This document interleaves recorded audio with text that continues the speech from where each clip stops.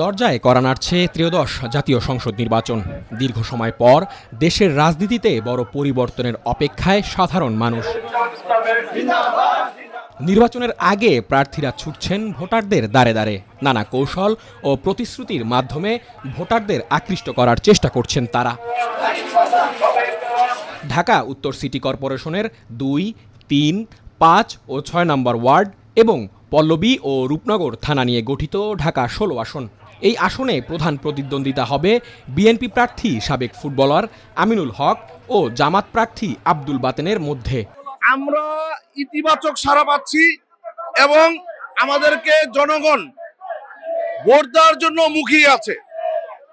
আমাদের একটাই আহ্বান থাকবে, আমাদের বিরোধী পক্ষ যারাই আছে তারা মিথ্যা প্রচারণা না করে সঠিক প্রচারণায় এসে এবং ধর্মকে পুঁজি না করে তারা যেন এগিয়ে যায়, তারা তাদের গণতান্ত্রিক অগ্রযাত্রাকে তারা অব্যাহত রাখে। 100 আমিনুল ভাই বিপুল ভোটে পাস হয়ে গেছে।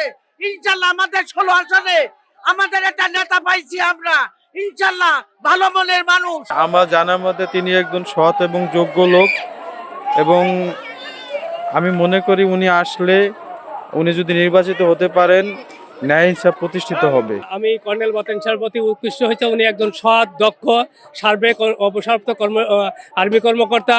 উনি যেখানে যেখানে কর্মরত ছিলেন উনি ওনার যোগ্যতার আলোকে সেখানে সেই ডিপার্টমেন্টগুলো পরিচালনা করছেন।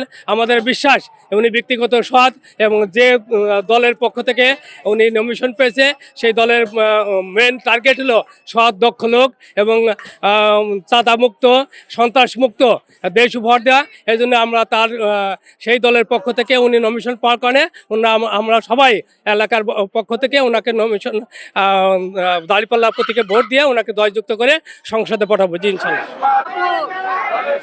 এলাকায় নির্বাচনী প্রচারণায় তুমুল ব্যস্ত প্রার্থীরা। বিএনপি মনোনীত প্রার্থী আমিনুল হক ও তার কর্মী সমর্থকরা চালাচ্ছেন জনসংযোগ। মানুষের দ্বারে দ্বারে গিয়ে চাইছেন ধানের শীষের পক্ষে ভোট। সাধারণ মানুষের যে স্বতঃস্ফূর্ত উপস্থিতি, অকুণ্ঠ যে ভালোবাসা, সেটি ভাষায় প্রকাশ করা যাবে না।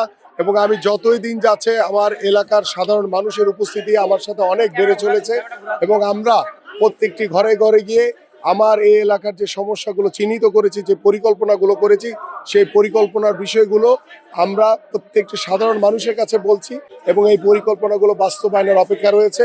আল্লাহ যদি আমাকে নির্বাচিত করে, আমরা যদি সরকার গঠন করতে পারি, প্রত্যেকটি পরিকল্পনা বাস্তবায়ন হবে। আমি কোনো প্রতিশ্রুতি দিচ্ছি না। এই আসনে জামায়াত মনোনীত প্রার্থী আব্দুল বাতেনও কর্মী সমর্থক নিয়ে চষে বেড়াচ্ছেন এলাকা। পাড়া মহল্লায় উঠান বৈঠক সহ চালাচ্ছেন নির্বাচনী জনসংযোগ। আমাকে এই আসনের মানুষ ভোট দেবে এই জন্য যে তারা আমাকে ব্যক্তিগতভাবে চেনে।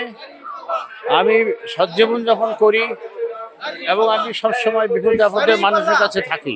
অনেক কাজ করার ইচ্ছা আছে, বিশেষ করে শিক্ষা ব্যবস্থা সংস্কার করব, সরকারি হাসপাতাল প্রতিষ্ঠানের মাধ্যমে স্বাস্থ্যসেবা সুবিধা সৃষ্টি করব, তারপরে মাদক, চাঁদাবাজি, সন্ত্রাসী এগুলো দূর করব, রাস্তাঘাট সংস্কার করবো ইনশাআল্লাহ। মানুষ একটা পরিবর্তন